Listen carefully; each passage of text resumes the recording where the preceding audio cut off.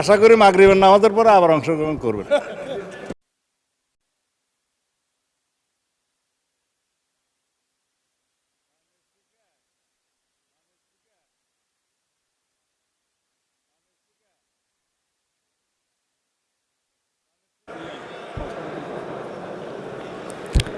মাননীয় স্বরাষ্ট্রমন্ত্রী, আপনি কিছু বলতে চাচ্ছিলেন?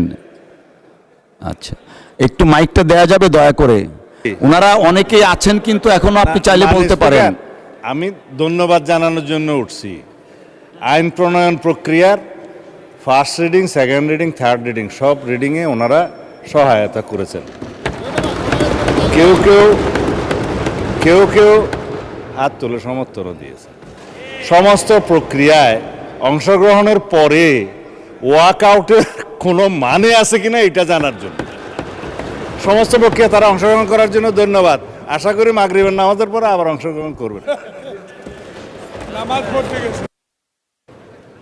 ধন্যবাদ মাননীয় মন্ত্রী।